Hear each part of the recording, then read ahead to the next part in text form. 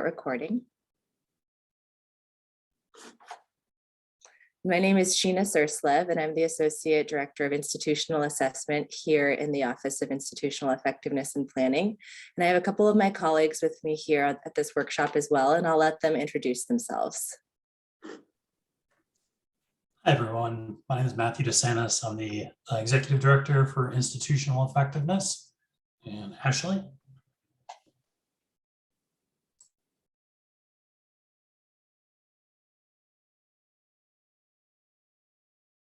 Ashley, I think you're muted. Oh, sorry, everyone. Hi, I'm Ashley Archer. I'm the Assessment and Survey Coordinator here in OIEP. Thank you, Matthew and Ashley, and thank you everyone for joining us here. We look forward to discussing administrative and student support assessment and answering any questions that you have along the way. Please feel free to pose any questions as we're presenting either via chat or using the raising of your hand feature. We hope to kind of clarify this process and share a few examples of what a complete assessment submission looks like. So thank you all.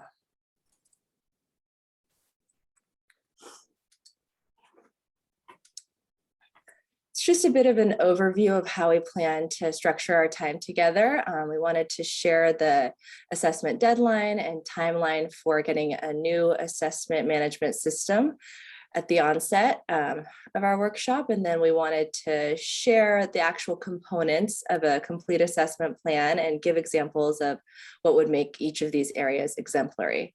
And then we're going to actually review some of the features of TK20 and show what that interface looks like. And finally, we'll close out by showing our updates to the assessment process and structure in the future.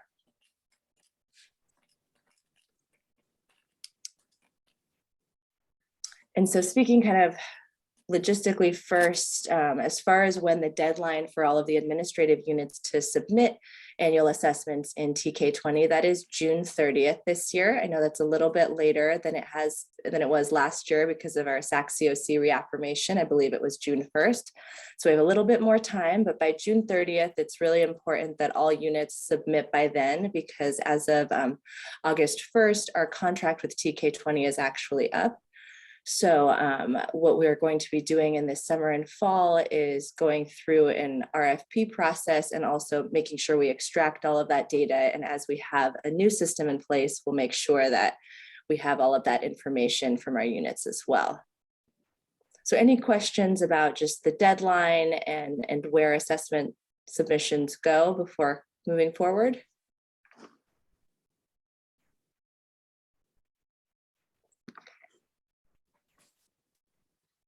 So in thinking about our annual assessment submissions for administrative units, we really like to encourage all areas to use this opportunity as a way to align with work that you're already doing. So trying to minimize any kind of duplication of efforts and really look at what strategic plans, what institutional plans, or what kind of goals within your own area exist, and making sure that your submission lines up with those plans that are already in place. We find that that can kind of help streamline the goals and objectives that you select, and also make sure that those are really enduring and helpful for you and not something that you're doing as simply an administrative exercise. And when thinking about kind of what we want to see in TK20 and what the complete parts of an annual assessment submission are, for administrative units, it's comprised of a mission, having goals and objectives, in addition to measures, results, and improvements for one or more of your objectives. So you don't need to assess every single objective every year, but you do need to be looking at one or more of those. And for administrative units, I think it's really pretty typical to do multiple every year, but it's up to you as a unit which ones that you would be assessing.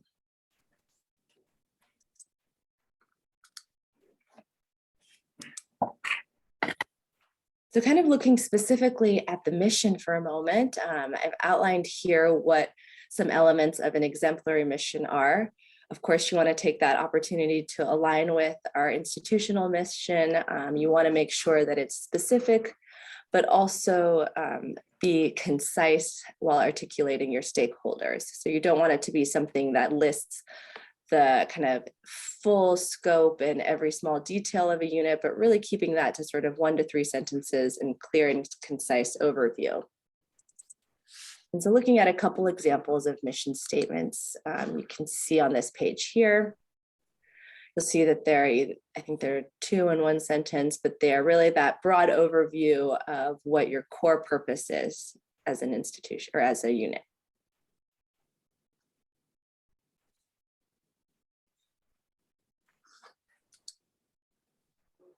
And so before going on to goals and objectives, I wanted to pause and see if there were any specific questions about developing a mission statement for administrative units.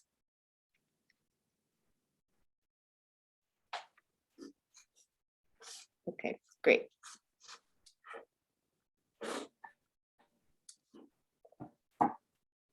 So looking at our goals and objectives, when speaking about goals, these are the kind of the broader areas, and objectives are nested under those goals. So when we're looking at elements of exemplary goals, we want them to be aligned, we want them to be broad and enduring, and really capture the critical functions of your unit.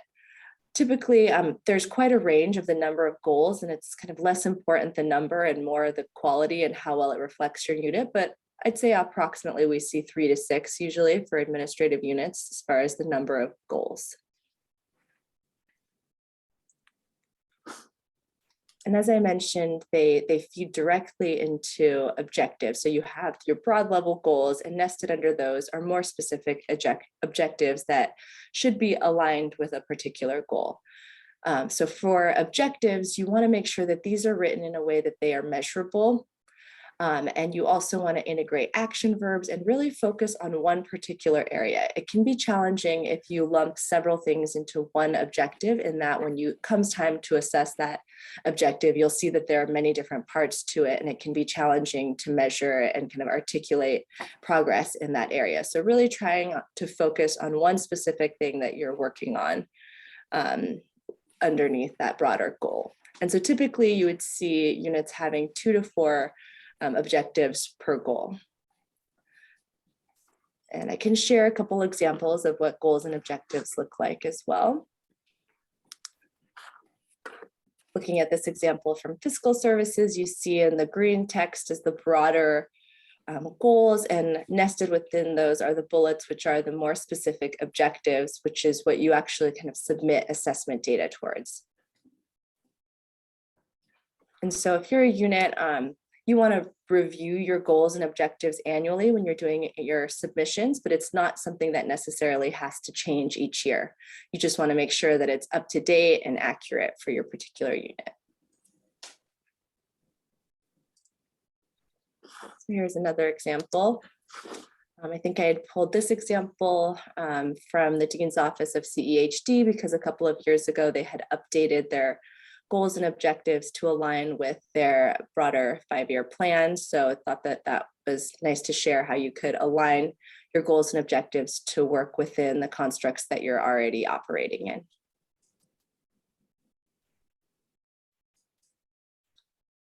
So any questions on how to develop goals and objectives before moving on?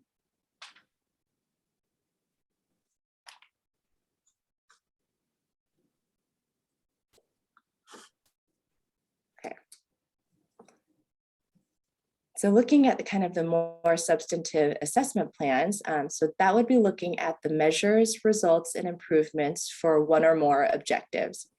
When you're thinking about measures, you want them to be aligned with the particular objective that you're looking at, and you want to consider using a combination of direct and indirect measures. And I'll share a little bit more in the next slide about what that means and what are some examples of direct and indirect measures.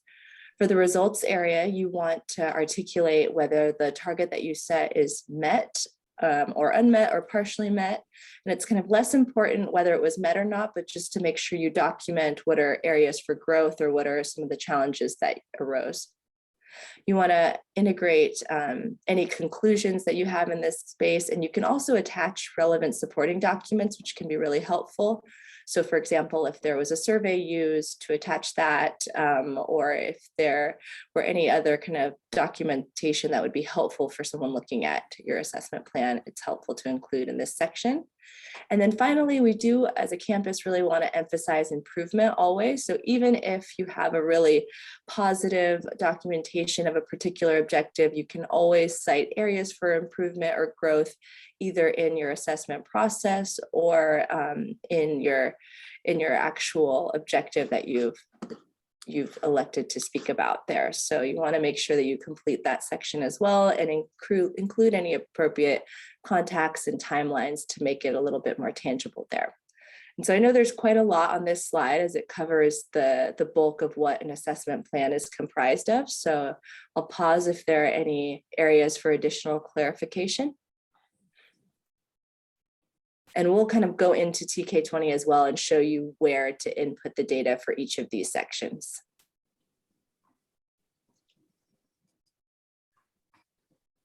Okay.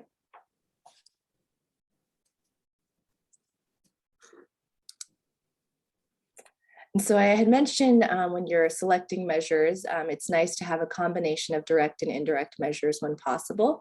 And so this list just includes some examples of direct and indirect measures. So for example, let's say I wanted to develop a new process as one of the objectives. So anything that is specific about that actual process would fall into the direct measures.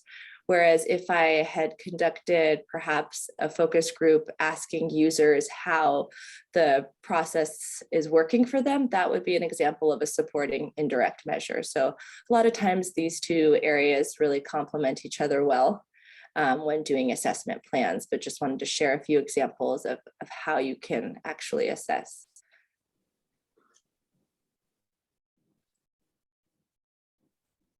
And looking at examples or just sort of little snippets of what your assessment submission could look like when looking at the measures, results, and improvements for a particular goal and objective.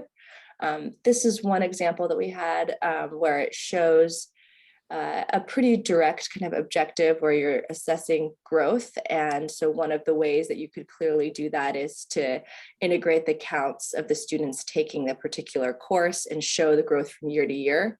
Perhaps down the line there, once you kind of saturate and reach the target number of students, this objective may be modified in the future, but for the time being, this is a really clear way to kind of show, assess, or to assess this particular objective. And looking at another example of a assessment plan for an objective, one from our office. And this is one where it was actually only partially met a couple years ago, where we cited some of the challenges to informing constituents and increasing communications. And now in our current assessment plan, we can show a little bit more growth with the establishment of the website that we cited and the newsletter, so we have more direct data. So even if you don't meet a particular goal in that first year that you're assessing it, I think it's important to still document that progress, and it can be a nice archive and lineage for you as a unit to see your growth throughout the years.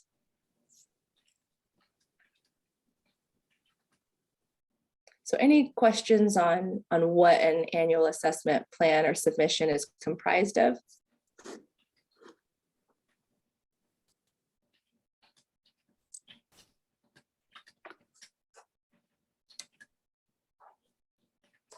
Okay, I will hand things over to my colleague Matthew to share a little bit more about TK20.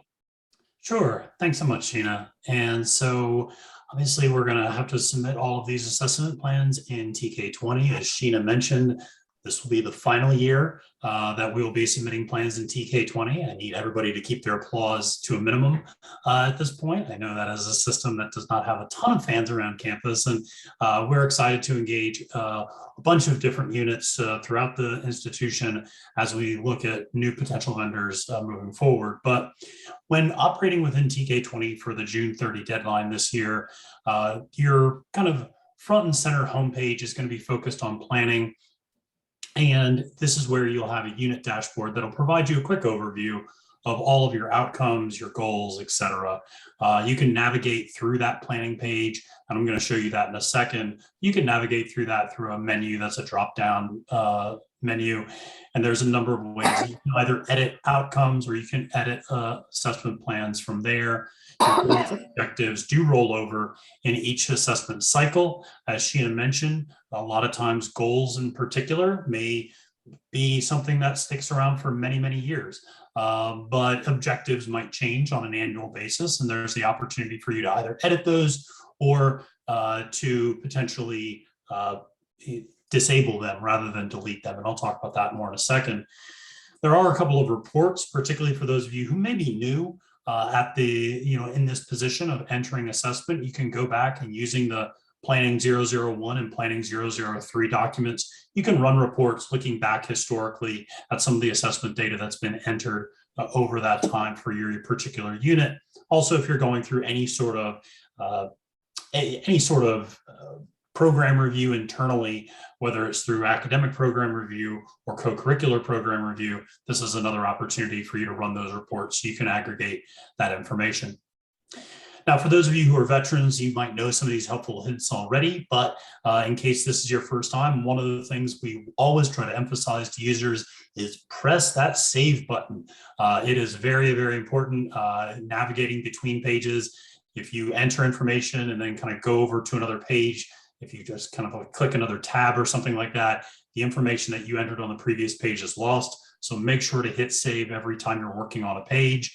The other thing is never use the back arrow in your browser.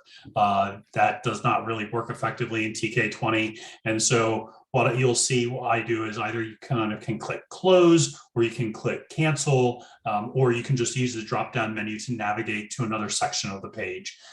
So just a couple of hints. And then the final point here is don't overwrite or delete outcomes. Rather, disable the ones you no longer want.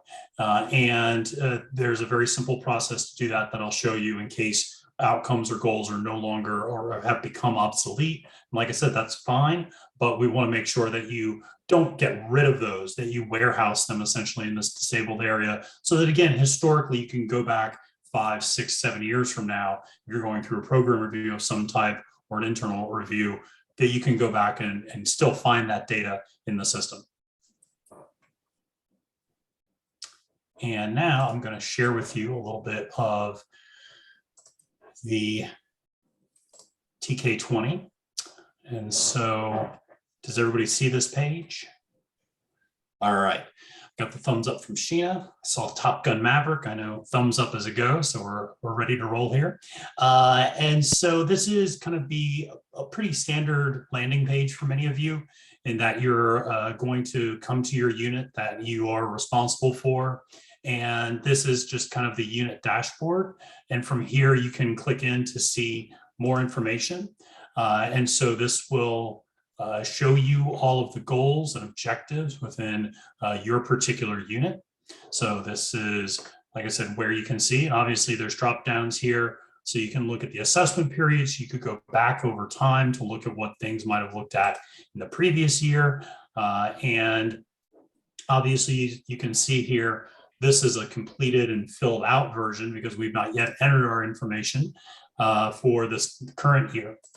And so this is kind of what it looks like right now. Now, if you'd like to look at those goals and outcomes, you can use this assessment planning dropdown in the middle. I know sometimes when we're screen sharing, you don't always see dropdowns, but if you click on the arrow, you'll see a dropdown that says unit dashboard, missions, outcomes, goals, assessment planning. If you click on outcome goals, you can click on either browse or edit/create. But here is where you can, again, see those goals. And if you choose to edit those, it'll look a little bit different. You'll just see this checkbox next to them. And so this is where you can either perhaps click on several objectives and you can determine if you would like to disable those selected objectives. Again, don't delete, just disable if that's the instance. Okay. So this is where you can, again, make those edits and changes as you see fit. Same thing's true with the mission. That's something that we probably encourage you not to change too often. But again, with the mission, if you do need to make changes, very similar process. Use the drop-down menu to navigate to the mission area, and then you can obviously click on edit mission as well.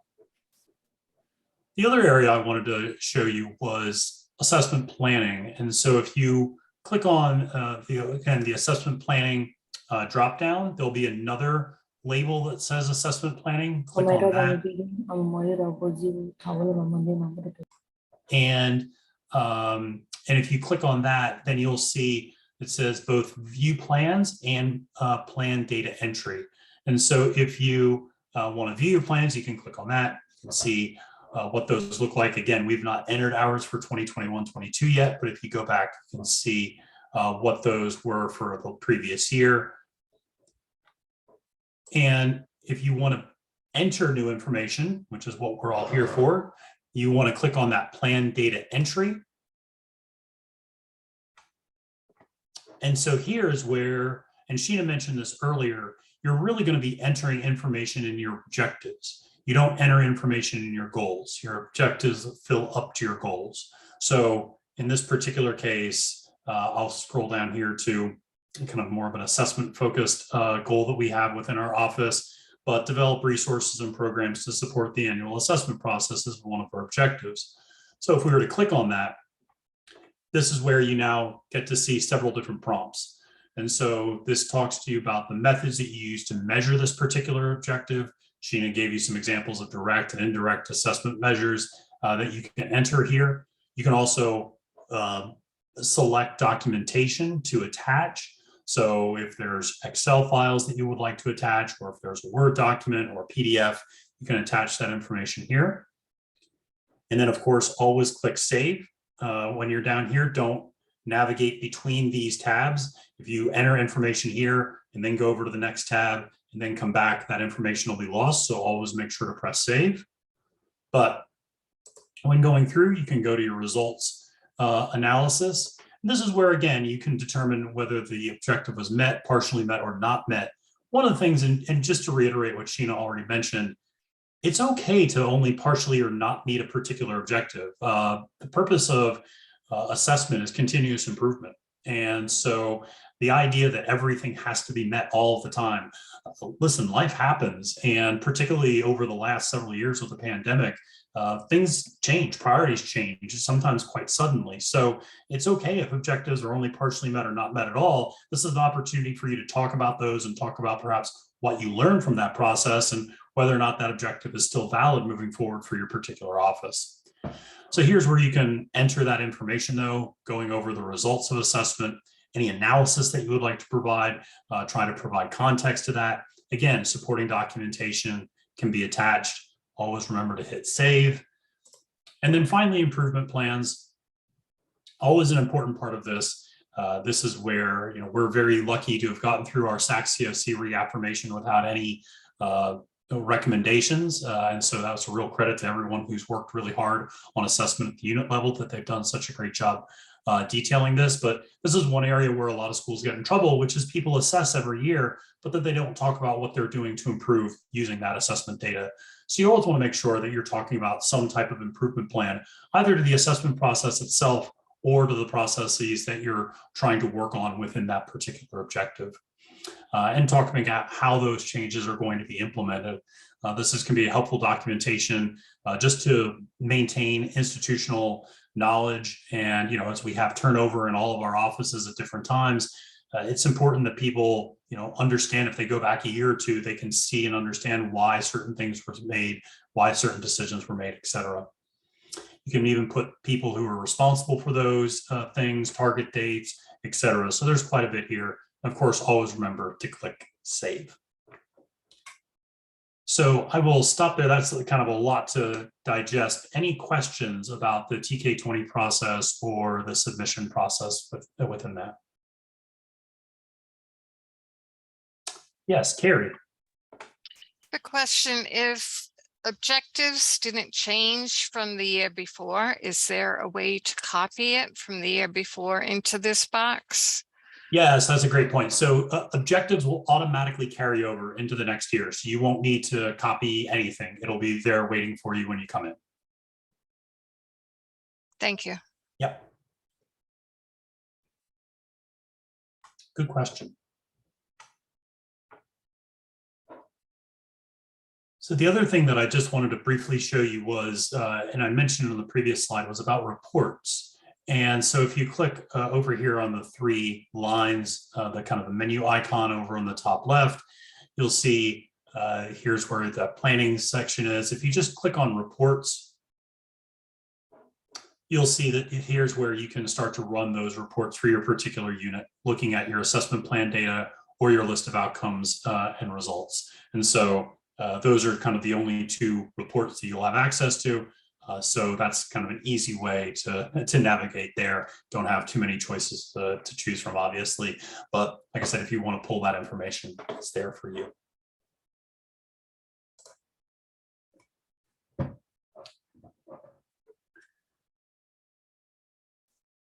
So the other thing that I wanted to talk a little bit about was some of the assessment structure moving forward. So this is something that all of us in OIEP are really excited about. And I have to really commend the work that Sheena's done on the Mason Academic Assessment Council over the last 2 years as being a real impetus for this. We've had a lot of success on that council. A few of you who are attending today, I know Wayne and Grant are here, and Jennifer, a few of you sit on this council and for your academic areas.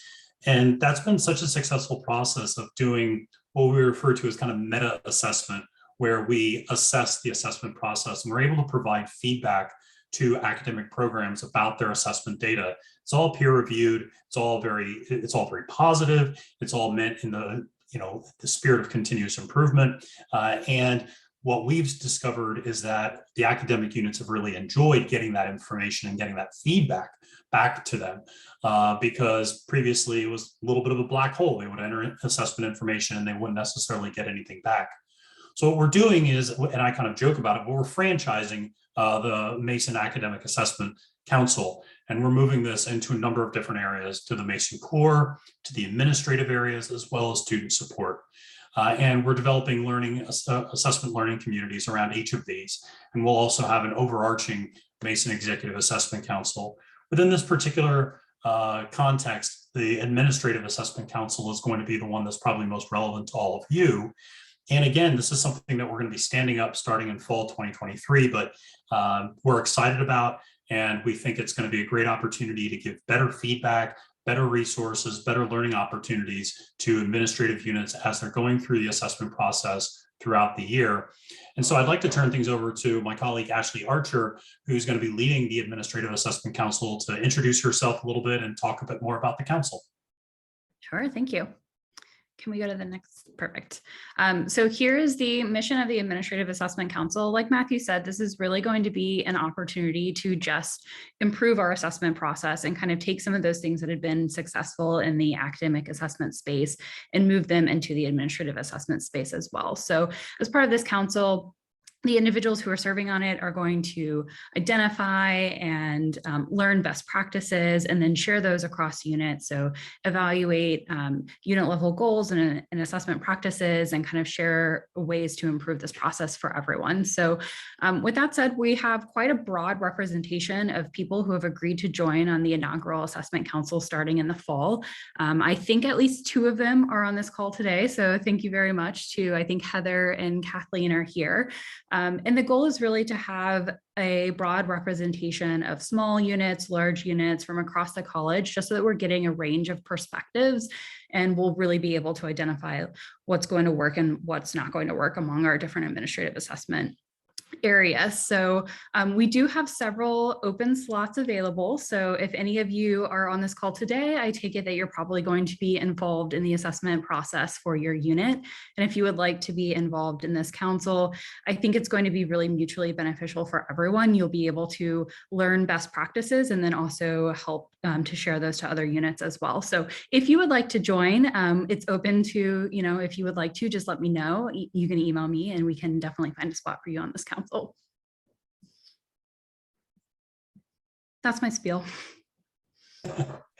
No, that's great. Thank you, Ashley. And I saw, Kathleen, I saw you mentioned the Student Support Council, the scope. That's largely, that's going to be led by Chris Lee and Unkyung Park in our office. And it's largely a lot of university life areas primarily, and with a couple of areas like academic advising coming in as well. There are going to be 1 or 2 faculty representatives on that council as well. But like I said, mostly university life focused.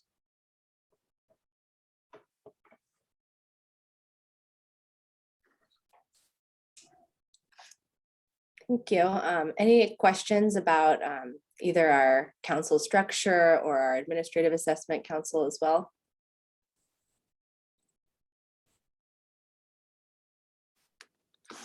All right, I can close this out. We always like to provide some support resources at the close of our workshop. So we'll share this back as well, but we have a link to our OIEP YouTube channel where resources like this recording and other recording of workshops are included. We also wanted to link to our Getting Started with TK20 guide, which really walks you through a step-by-step process of doing the annual assessment submission. I've also included myself and my colleague Karen Manley's email if you have any technical TK20 or assessment support needs this year, please feel free to send us an email. Additionally, if you ever feel like your unit would benefit from having one of us come into your space and either work on goal setting, establishing objectives, or any other piece of the assessment submission process, we're always happy to do so. So just know that that's an option for you. And then finally, I do always like to include a source of anonymous feedback. If you had additional areas for support that you'd like to see, feel free to share that on the menti.com with the code 57824716 and share any resources or other areas for annual assessment support that you think would be helpful for you and your unit. And that's all we have. So I'll stop recording at this point and take any additional questions.